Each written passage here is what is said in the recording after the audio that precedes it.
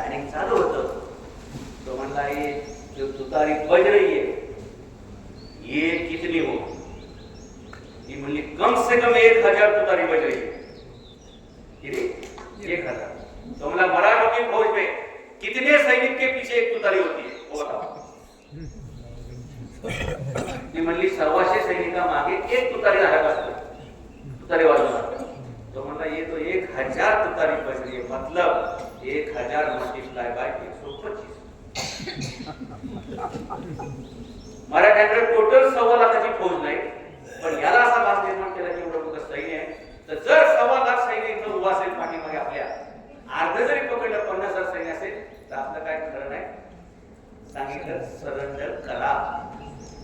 तुतारीच्या आवाजावर विसंबून कारतलब खानाला पांढरा झेंडा घेऊन यावं लागलं. सरेंडर केलं.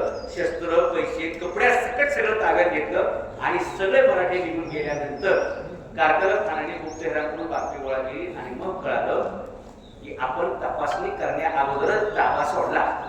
हे मोठा नुकसान झालं. महाराज 1000 सैनिकांच्या माध्यमातून फक्त तुतारी वाजवून 35,000 सैन्याचा पूर्ण पाडाव केला, पराभव केला. आपण सुद्धा आजची तुतारी हा सोशल मीडिया आहे, YouTube, Facebook, Instagram, WhatsApp याचा वापर करू 15 दिवसात हा विषय संपूया. इथं जमलेल्या प्रत्येकाने आपला मोबाईल करायचा, त्याच्यामध्ये फोटो काढायचे आणि लोकांना जे असेल तर शेअर करायचं. मी मला एक दिवस दिला ना, देऊला केव्हा दिला ह्याच्यात आपण क्रांती करू शकतो. 21 तारखेला अधिवेशन सुरू होणार आहे. त्या मंत्रालयासमोर सुद्धा जर माझ्यासारखा उभा राहिला एक छोटासा बॅनर घेऊन तर मी हजारो लोकांनी तिथं फोटो काढायला आणि ते हजारो फोटो त्याचे रिएक्शन मंत्रालय देतील. 21-25 वर गेले जेव्हा पण सुरू होईल पहिल्या दिवशी आपण हे धंदा सुरू करू. बाबाजी काळे विधानसभेत हा प्रश्न विचारतील याची मी जबाबदारी घेतो. तुम्ही काय त्याची काळजी करू नका. त्यांनी प्रश्न नाही विचारला तर बाबाजी काळे तुम्ही वारकरी आहात का असं एकच मी गोष्ट टाकली तर महाराज कार्यक्रम पक्का बोलतोय. मी आमदारांना खासदारांना घाबरत नाही, ते मला घाबरत. ते तुम्ही लक्षात घ्या.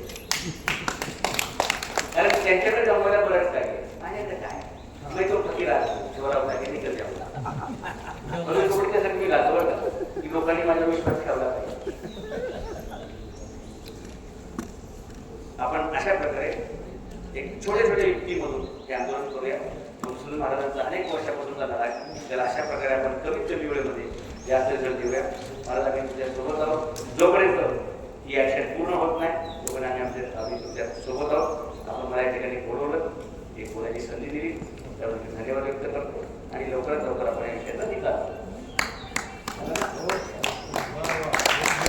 धन्यवाद. आता त्यांनी सांगितलं होतं की बाबाजी काळे कसे बोलत नाही. बाबाजी काळे बोलतात. परवा मी त्यांना फोन करता हे महाराजांना मी सांगितलं होतं. ते म्हणले इथं माझ्या तालुक्यात येऊन बोला की फोनवर बोलण्याची गोष्ट नाही. त्याला साक्षीदार आमचे कपाळ महाराज आहे. आता फोन लावू का बाबाजी काळेंना. आता मायकर घ्या.